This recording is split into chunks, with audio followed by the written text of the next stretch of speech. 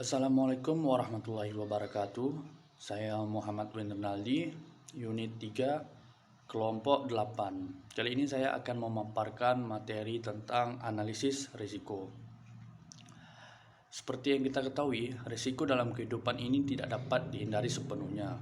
Risiko merupakan suatu kata yang sudah sering didengar hampir setiap hari, yaitu di mana orang selalu menghadapi risiko dan ketidakpastian, seperti risiko fisik atau physical risk saat mengendarai kendaraan, risiko bangkrut risk bagi pengusaha, dan risiko yang berkaitan dengan masalah keuangan atau financial risk.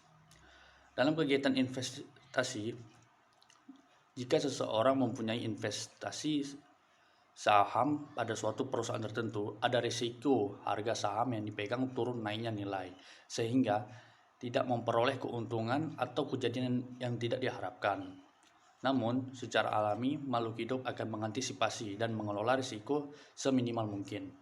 Pada kegiatan investasi di sektor properti atau industri konstruksi pada umumnya, investor akan menghadapi risiko yang berasal dari tidak akuratnya prediksi arus kas atau cash flow, yaitu suatu bentuk investasi memiliki kemungkinan memperoleh pendapatan yang bergerak dari pasti hingga tidak pasti secara total. Investasi properti melibatkan suatu modal awal yang diharapkan dapat dibayar dengan pendapatan yang diperoleh di masa mendatang. Meskipun demikian, perkembangan dalam teknik analisis risiko dan pengetahuan tentang hubungan konseptual antar parameter dalam kegiatan investasi dapat mengurangi risiko. Kenyataan ini menjadi salah satu motivator dalam kegiatan analisis proyek investasi properti. Dalam kali ini, risiko adalah hal yang tidak pernah dapat dihindari pada suatu kegiatan atau aktivitas yang dilakukan manusia, termasuk aktivitas proyek pembangunan dan proyek konstruksi. Karena dalam setiap kegiatan seperti kegiatan konstruksi, pasti ada berbagai ketidakpastian atau uncertainty. Faktor ketidakpastian inilah yang akhirnya menyebab ketimbulannya risiko pada suatu kegiatan. Di sini para ahli mendefinisikan risiko sebagai berikut, yaitu yang pertama, risiko adalah suatu variasi dari hasil-hasil yang dapat terjadi selama periode tertentu pada kondisi tertentu. Yang kedua, risiko adalah sebuah potensi variasi sebuah hasil, yaitu dari William Smith Young tahun 1995. Dan yang ketiga, risiko adalah kombinasi probabilitas suatu kejadian dengan konsekuensi atau akibatnya dari Siahan tahun 2007. Definisi risiko menurut Kamus Besar Bahasa Indonesia atau KBBI adalah akibat yang kurang menyenangkan atau merugikan, membahayakan dari suatu perbuatan atau tindakan. Menurut Arthur J. Keown tahun 2000, risiko adalah prospek suatu hasil yang tidak disukai atau operasional sebagai deviasi standar. Dan menurut Hanafi tahun 2006, risiko merupakan besarnya penyimpangan antara tingkat pengembalian yang diharapkan expected return dengan tingkat pengembalian aktual atau actual return. Menurut Emmett G. Vaughan dan Curtis Mieluk tahun 1978, risiko didefinisikan sebagai yang pertama, yaitu kerugian, the chance of loss.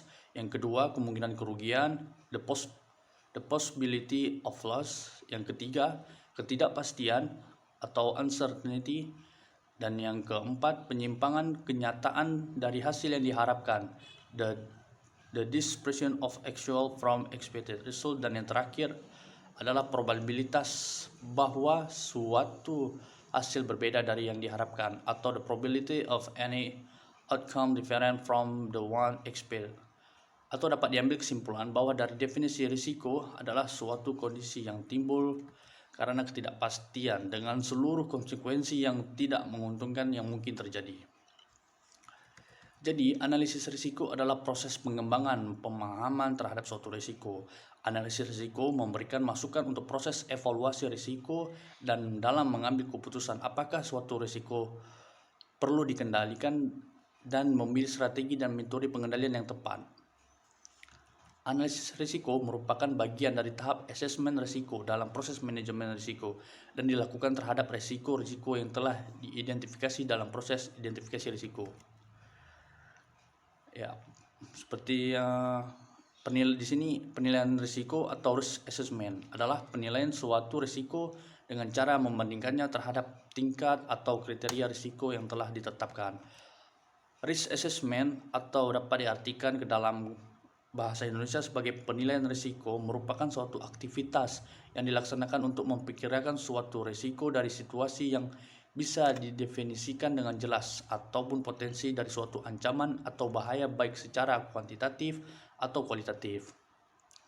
Penilaian risiko juga bisa diartikan sebagai suatu proses pemeriksaan keamanan dengan suatu struktur tertentu, pembuatan suatu rekomendasi khusus dan rekomendasi pengambilan keputusan dalam suatu proyek dengan menggunakan analisis risiko, perkiraan risiko, dan informasi lain yang memiliki potensi untuk mempengaruhi keputusan. Penilaian risiko harus dilakukan secara sistematis, iteratif, dan kolaboratif dengan memanfaatkan pengetahuan dan pandangan para pemangku kepentingan. Penilaian risiko sendiri harus menggunakan informasi yang terbaik yang tersedia, dilengkapi dengan hasil pengamatan lebih lanjut sesuai dengan kebutuhan. Proses penilaian risiko terdiri dari 3 unsur. Yang pertama, identifikasi risiko, analisis risiko, dan yang terakhir adalah evaluasi risiko. Metode yang dapat digunakan pada tahap identifikasi risiko antara lain checklist, pertimbangan sesuai pengalaman dan dokumen, benchmarking, flow chart, brainstorming, analisis sistem, analisis skenario, FGD, wawancara, kajian dokumen, observasi, SWOT analisis, inventory analysis, dan survei dan kuesioner. Penilaian risiko yang komprehensif merupakan kombinasi antara metode penilaian kualitatif dan kuantitatif. Apa itu identifikasi risiko? Unsur pertama dalam penilaian risiko yaitu identifikasi risiko. Identifikasi risiko dilakukan untuk menggali kejadian-kejadian dalam pelaksanaan, tindakan, dan kegiatan yang mungkin dapat menghambat pencapaian tujuan atau sasaran. Dengan kata lain, identifikasi risiko adalah kegiatan untuk mencari dan mendaftar risiko yang ada dan terkait dengan tujuan dan aktivitas organisasi atau bisnis proses. Identifikasi risiko singkatnya merupakan proses menetapkan apa, di mana, kapan, mengapa, dan bagaimana sesuatu dapat terjadi, sehingga dapat berdampak negatif terhadap pencapaian tujuan atau 4W ditambah 1H. Apa saja yang mungkin dapat terjadi? Tujuannya adalah menghasilkan daftar lengkap berisi kejadian yang dapat mempengaruhi tujuan, bagaimana dan mengapa hal tersebut terjadi. Mengapa mengidentifikasi sejumlah kejadian? Perlu juga mempertimbangkan penyebab dan skenario yang mungkin, sehingga penyebab yang signifikan tidak terlewatkan. Output identifikasi risiko merupakan profil risiko yang terdiri dari daftar risiko yang memuat informasi tentang peristiwa risiko, pemilik risiko, penyebab risiko, kegiatan pengendalian risiko yang sudah ada, dan sisa risiko setiap tindakan atau kegiatan yang dinilai risikonya. Untuk menghasilkan identifikasi risiko secara akurat, maka harus menggunakan metode yang tepat dan melibatkan para pemilik risiko atau risk owner. Metode yang tepat akan menghasilkan ketepatan proses penilaian, sedangkan keterlibatan pemilik risiko diperlukan sebagai pihak yang mengerti kegiatan dan menjadi pihak yang terkena dampak atas terjadinya risiko. Analisis sumber risiko, yaitu beberapa sumber risiko. Yang pertama dari internasional, ketidakstabilan pemerintah lokal atau setempat, ketidakstabilan kebijakan pemerintah setempat, pengambilan perusahaan oleh pemerintah setempat, risiko perubahan kurs mata uang, dan resesi dunia. Yang kedua, sumbernya adalah domestik, yaitu di mana ada resesi, inflasi, atau deflasi, perubahan tingkat suku bunga, perubahan demografis, perubahan kebijakan dalam negeri, dan perubahan politik dalam negeri. Yang ketiga, ada industri. Di dalam industri yaitu perubahan teknologi, persaingan, perubahan kekuatan tawar-menawar dalam industri, misal pembeli semakin kuat, dan peraturan pemerintah yang berkaitan dengan industri.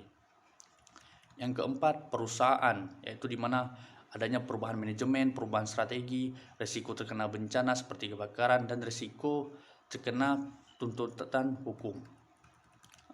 Risiko likuiditas jangka pendek, yaitu risiko likuiditas jangka pendek membutuhkan suatu pemahaman tentang Siklus operasi perusahaan. Rasio-rasio keuangan yang dapat digunakan menilai risiko likuiditas jangka pendek yaitu yang pertama, risiko lancar atau current ratio, yaitu instrumen untuk mengukur tingkat likuiditas suatu perusahaan. Semakin tinggi current ratio, maka semakin likuid suatu perusahaan, dan sebaliknya. Rasio lancar dihitung dengan membagi aktiva lancar dengan hutang lancar. Rasio ini menunjukkan besarnya kas yang dipunyai suatu perusahaan ditambah aset-aset yang bisa berubah menjadi kas dalam waktu 1 tahun, relatif terhadap besarnya hutang-hutang yang jatuh tempo dalam jangka waktu dekat atau tidak lebih dari 1 tahun pada tanggal tertentu seperti tercantum pada neraca. Yang kedua, rasio cepat, yaitu merupakan instrumen untuk mengukur tingkat likuiditas suatu perusahaan. Semakin quick ratio, maka semakin tinggi liquid suatu perusahaan, dan sebaliknya. Persediaan dikeluarkan karena dianggap sebagai aktiva lancar yang paling tidak liquid. Secara umum, informasi dari quick ratio akan sama atau searah dengan informasi dari rasio lancar. Yang ketiga, rasio aliran kas operasional terhadap utang lancar, yaitu rasio ini menunjukkan sejauh mana kas yang dihasilkan dari operasi dapat menutupi kewajiban lancar perusahaan. Semakin tinggi rasio ini, maka semakin rendah risiko yang dihadapi perusahaan. Yang keempat, rasio aktiva modal kerja, yaitu di mana rasio aktiva modal kerja ini menghitung seberapa cepat modal kerja berputar atau menghitung seberapa lama dana tertanam di modal kerja. Risiko likuiditas jangka panjang. Risiko likuiditas jangka panjang digunakan untuk mengukur kemampuan perusahaan dalam memenuhi pembayaran bunga dan angsuran pinjaman atas utang jangka panjang dan untuk memenuhi kewajiban yang segera jatuh tempo. Rasio-rasio keuangan yang dapat digunakan untuk menilai risiko likuiditas jangka panjang yang pertama adalah rasio utang jangka panjang atau long term debt ratio. Rasio ini menunjukkan seberapa besar total utang yang digunakan oleh perusahaan untuk membiayai aktivitasnya. Semakin besar rasio ini, maka semakin besar pula risiko yang dihadapi perusahaan. Demikian pula sebaliknya. Yang kedua, rasio utang terhadap ekuitas, debt to equity ratio. Rasio ini menunjukkan seberapa besar total utang yang dimiliki oleh perusahaan jika dibandingkan dengan ekuitas. Semakin besar rasio ini, maka semakin besar pula risiko yang dihadapi perusahaan. Demikian pula sebaliknya. Yang ketiga, rasio kewajiban terhadap aktiva, liabilities to asset ratio. Rasio ini menunjukkan seberapa besar utang yang digunakan untuk membiayai aktiva perusahaan. Semakin besar rasio ini, maka semakin besar pula risiko yang dihadapi perusahaan. Demikian pula sebaliknya. Rasio cakupan bunga, yaitu rasio ini menunjukkan sejauh mana kemampuan perusahaan untuk dapat menutupi atau memenuhi kewajiban bunga atas pinjaman kepada kreditor. Rasio ini mengukur beberapa kali pendapatan sebelum bunga dan pajak bisa menutup bunga atau EBIT. Yang kelima, rasio aliran kas operasional terhadap total hutang. Rasio ini menunjukkan sejauh mana kemampuan perusahaan dalam menghasilkan arus kas dari kegiatan operasi untuk menutupi atau memenuhi keseluruhan kewajibannya. Rasio ini melihat kemampuan perusahaan menghasilkan aliran kas untuk menutup kewajibannya. Yang keenam, rasio aliran kas operasional terhadap pengeluaran modal. Rasio ini menunjukkan seberapa besar penggunaan arus kas operasi yang dihasilkan perusahaan dalam memenuhi kebutuhan pengeluaran modal. Analisis ini memberi informasi besarnya aliran kas untuk menutupi pengeluaran modal yang diperlukan untuk investasi, memelihara, membangun pabrik, dan pembangunan. Jadi kesimpulannya adalah analisis risiko adalah proses mengembangkan pemahaman terhadap suatu risiko. Analisis risiko memberikan masukan untuk proses evaluasi risiko dan dalam mengambil keputusan apakah suatu risiko perlu dikendalikan dan memilih strategi dan metode pengendalian yang tepat. Analisis risiko merupakan bagian dari tahap asesmen risiko dalam proses manajemen risiko dan dilakukan terhadap risiko-risiko yang telah diidentifikasi dalam proses identifikasi risiko. Dalam analisis risiko terdapat penilaian risiko, yaitu penilaian suatu risiko penilaian risiko dengan cara membandingkannya terhadap tingkat atau kriteria risiko yang telah ditetapkan. Kemudian untuk menilai risiko tersebut dengan cara mengidentifikasi risiko yang merupakan proses menetapkan apa, di mana, kapan, mengapa, dan bagaimana suatu dapat terjadi sehingga dapat berdampak negatif terhadap pencapaian tujuan atau 4W tambah 1H. Langkah selanjutnya adalah analisis sumber risiko, apakah sumbernya dari internasional, domestik, industri, dan perusahaan. Rasio-rasio keuangan yang dapat digunakan menilai risiko likuiditas jangka pendek adalah rasio lancar, rasio cepat, rasio aliran kas operasional terhadap utang lancar, dan rasio aktiva modal kerja. Rasio-rasio keuangan yang dapat digunakan untuk menilai risiko likuiditas jangka panjang adalah rasio utang jangka panjang atau long term debt ratio, rasio utang terhadap likuiditas, rasio kewajiban terhadap aktiva, rasio kecakupan bunga, rasio aliran kas operasional terhadap total hutang, dan rasio aliran kas operasional terhadap pengeluaran modal. Ya, dan di sini saya memiliki 3 pertanyaan. Yang pertama, bagaimana cara mengelompokkan risiko yang berhasil diidentifikasi? Yang kedua, apa saja yang menjadi ruang lingkup penilaian risiko? Dan yang ketiga, bagaimana cara memperoleh data risiko sebanyak-banyaknya? Hanya itu hasil pemaparan materi saya kali ini. Lebih dan